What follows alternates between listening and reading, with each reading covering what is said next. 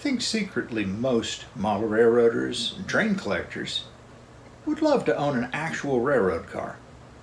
If you have a chance to do that, we at the Kruger Street Toy and Train Museum are lucky enough to have been able to purchase a railroad car. This car, B&O Railroad Caboose C 2019, the real one sits out in front of the property. This model was made for us by artist Fred Pauling of Alexandria, Virginia. We'll discuss Fred a little bit later in this episode. So what's it like to salvage and preserve an actual railroad car? That's what we're going to be looking at today.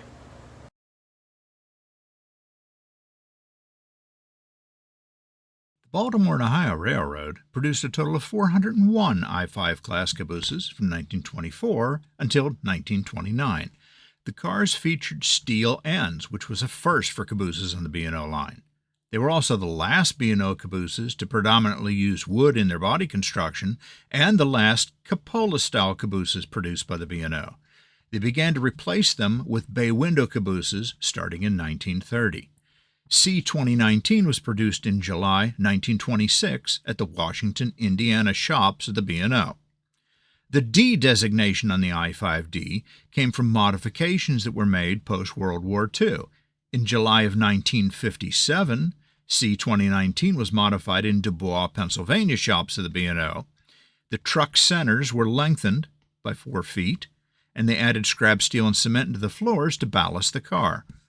Original I-5s came in at about 20 tons, 40,900 pounds, whereas the I-5D modified cabooses averaged about 31 tons, 62,700 pounds. C 2019 continued to serve on the Baltimore and Ohio, largely in the Ohio Valley, until 1977. In 1977, it was moved to the Benwood Yards and designated as out of service, hold for dismantle. In 1980, the Baltimore and Ohio Railroad, now part of the Chessie system, approached the city of Wheeling about the caboose and sold it to the city of Wheeling for the sum of $1. The city moved it to Water Street on the banks of the Ohio River, near the current-day Heritage Port, and developed and restored that area, and restored the caboose, and turned it into a tourist information booth. So what do you do if you find out that a local landmark and an integral part of local railroad history is about to be lost, like was going to happen in the city of Wheeling to B&O Caboose 2019? Well, if you're a train collector and you're able to, you buy it. In later years, when it was no longer used by the city as a tourist information center, the caboose was used as a ticket booth for the Valley Voyager, which sailed up and down the Ohio River. But by 2000, the city wanted to redevelop the Ohio River waterfront and turn it into what today is known as Heritage Port. They solicited bids to remove the caboose.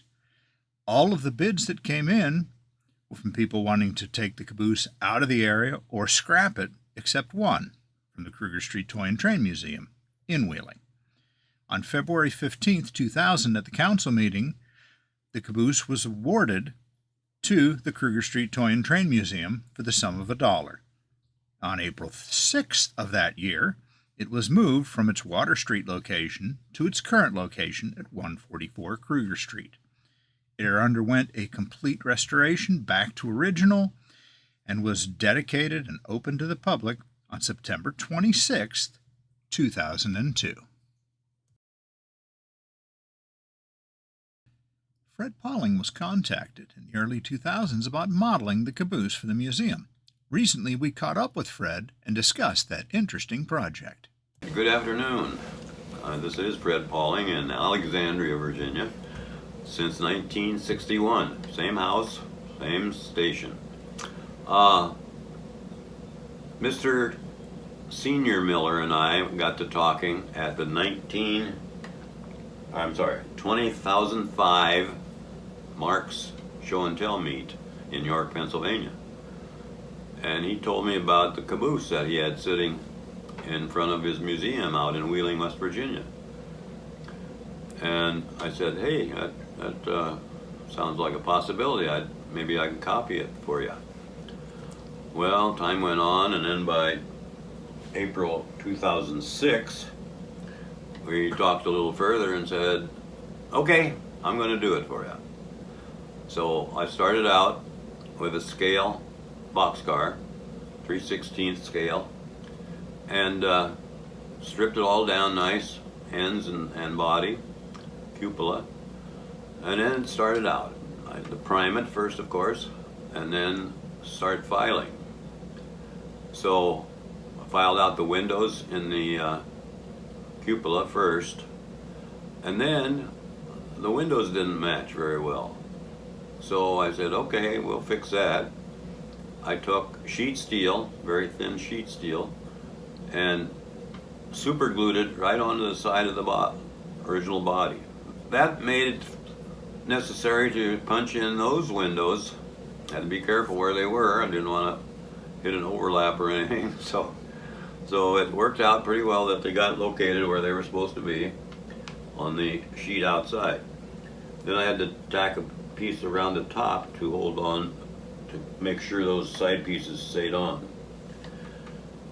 Next, then you fashion a cupola cap for the caboose, because the original cupola didn't have that type of roof. We're going to punch out the windows in the ends, file them out, and then get some pieces from scrap boxcars, scale boxcars, and put on the catwalks. Find the right kind of ladders in the York, Pennsylvania scrap boxes, the right type of, what do they call them? The Smoke jack? Smoke jack that had to be relocated. The original is on this side, but the actual one is on this part, so you fix that up. Then the regular railing, the side railings, the grab irons, drill a hole and put them on there, fashion them out. And then the tedious part was I had to make little brass awnings for these windows, 12 little awnings. So that was a little tedious, but I got on there. So time after time, it gradually came together, and I had the car done pretty well with the paint job on the silver roof and the yellow sides. And the funny part of it was, on the pictures I had from the web on the computer, the logos looked blue. The detail looked blue. So I looked on eBay for blue B&O decals. Of course, they didn't have any. So anyway, at that point then, there was an outfit in Michigan that made their own decals.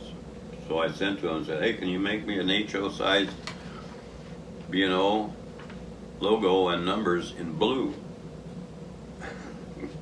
So they said, sure, we'll do it for you. A little extra cost, of course. But they came, and when I got to Wheeling with the real thing up there at the museum with Mr. Woodward, one time we went up to the show and tell up there, oh, they're black. The originals are black. Caboose historian Dwight Jones of Ohio helped us so that we would get lettering and colors correct on the restoration. The B&O Railroad Historical Society was so impressed that they featured the caboose in an article in their magazine, The Sentinel. At that point, I took it up to York in April of 2006. I'm sorry, October 2006. I had it all done. But then they couldn't make the show. They couldn't come to York for some reason. So I took it back home, and I said, hey, you know what? In the meantime, I'll make a diorama of what I think the whole thing looks like. So I set into making the bumper here, end bumper. I think it's out of That's some kind of metal. Probably car scraps. And then balsa wood for the steps entryway here. So I had that all set, ballast and everything on the base. I had that all set for April of 2007. And there they came. They finally got to New York. And as the last show and tell part, I presented this to them. So that's the story of that, pretty much. American artist and illustrator John McClellan of Georgia created a painting in September of 2006 entitled Toys and Trains, which showed the caboose in front of the museum. The painting is currently part of the museum's collection. It's hard to believe that the Kruger Street Toy and Train Museum has owned the wheeling caboose for 25 years now. As we were approaching that monumental anniversary, we wanted to do something a little bit different. So we contacted the gang at MTH Electric Trains in Maryland. That's the old Mike's Train House set up by Mike Wolf. And we had this made. It's a Rail King version of C2019.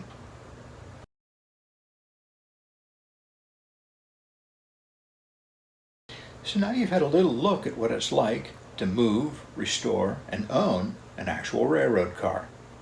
Plus, we've looked a little bit about how you turn them into miniatures, like our MTH car, or one-of-a-kind works of art, like our Fred Pauling original.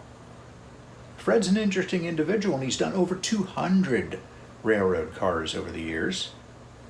We were able to look at a large part of his collection and many of the pieces that he's made for other people, and that might just be a future episode here on Kruger Street Stories. So don't forget, like and subscribe so that you'll always be made aware of every time we have a new episode. Well, that's it for today's episode of Kruger Street Stories. We hope you enjoyed it. Don't forget to like, press our circular logo on this page to subscribe, and click on the thumbnail to watch this next episode we know you'll also enjoy.